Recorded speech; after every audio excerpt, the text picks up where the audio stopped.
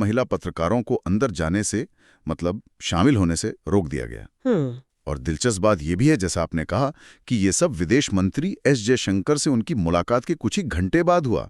ये टाइमिंग भी सोचने। गुरुवार को दिल्ली में अफगानिस्तान के कार्यवाहक विदेश मंत्री अमीर खान मुत्ताकी एक कार्यक्रम में थे।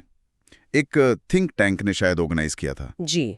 और वहीं पर कुछ भारतीय महिला पत्रकारों को अंदर जाने से मतलब शामिल होने से रोक दिया गया। और दिलचस्प बात यह भी है, जैसा आपने कहा, कि ये सब विदेश मंत्री एस जयशंकर से उनकी मुलाकात के कुछ ही घंटे बाद हुआ। ये टाइमिंग भी सोचने वाली है। हाँ बिल्कुल। और जो खबरें आ रही हैं उनके मुताबिक ये फैसला दरअसल तालिबान के अधिकारियों का था। अच्छा, भारतीय आयोजकों का नहीं? नहीं, सूत्रों का तो यही कहना है।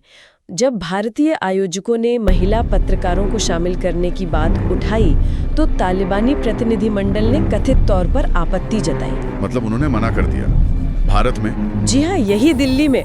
ये अपने आप में थोड़ी असाधारण बात है कि कोई विदेशी प्रतिनिधिमंडल मेजबान देश में प्रेस के स्ट्रक्चर पर सवाल उठाए। और इसकी वजह?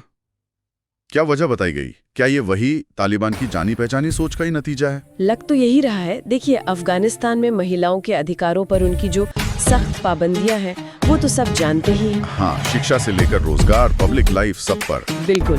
और मजे की बात यह है कि जब मुत्ताकी से प्रेस कॉन्फ्रेंस में शायद किसी ने सवाल पूछा भी महिलाओं के अधिकारों पर, पूछा गया था, हाँ, तो उन्होंने सीधा जवाब नहीं दिया। बस ये कहकर टाल दिया कि भाई हर देश के अपने अलग रीति रिवाज होते हैं।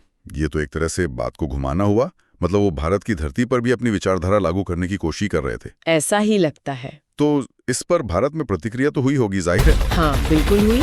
राजनीतिक स्तर पर देखें तो कांग्रेस महासचिव प्रियंका गांधी वाड्रा ने सोशल मीडिया पर आवाज उठाई। अच्छा। उन्होंने इसे पूरे देश की महिलाओं का अपमान कहा और सरकार से सवाल भी पूछे। और पत्रकार संगठनों ने, सोशल मीडिया यूजर्स ने, सब ने इस पर कड़ी आपत्ति जताई। देखिए, मुख्य बात यह है कि ये घटना भारत में हुई। सही कहा। जो प्रेस की स्वतंत्रता और लैंगिक समानता जैसे मूल्यों को कम से कम सैद्धांतिक तौर पर काफी महत्व देता है। हाँ, तो यहाँ सवाल सिर्फ कूटनीति का नहीं रह जाता, ये हमारे अपने जमीनी उसूलों का सवाल बन जाता है। बिल्कुल। और ये हमें सीधे उस बैकग्राउंड की तरफ ले जाता है कि भारत और तालिबान के रिश्ते अभी हैं कैसे, खासकर अफगानिस्तान में महिलाओं की जो हालत है उसे देखते हुए। सही पॉइंट है। देखिए, 2021 में जब से तालिबान वापस सत्ता में आया है, उन्होंने एक एक करके महिलाओं के अधिकार छीने हैं। हाँ, वो तो है। लड़कियों की सेकेंडरी स्कूलिंग बंद कर दी, अकेले यात्रा करने पर रोक लगा दी, बाहर निकलने के लिए पूरा ढककर रहना जरूरी कर दिया। ये सब तो चल ही रहा है। इसके बावजूद भारत का क्या स्टैंड रहा है? हमने मान्यता तो नहीं दी तालिबान सरकार को? नहीं, औपचारिक मान्यता तो बिल्कुल नहीं दी है, लेकिन काबुल में भारत की एक तकनीकी टीम मौजूद है। अच्छा, तकनीकी टीम।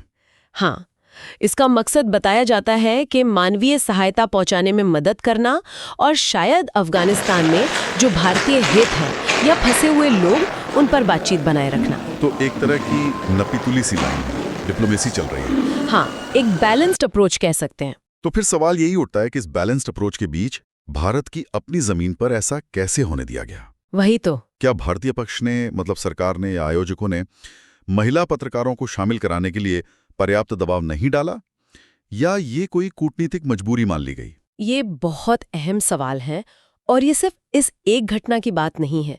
ये दिखाता है कि जब आप ऐसे किसी शासन से डील करते हैं जिसकी विचारधारा, जिसके मूल्य आपके अपने मूल्यों से इतने अलग हों, हाँ, तो कितनी चुनौतियां आती हैं।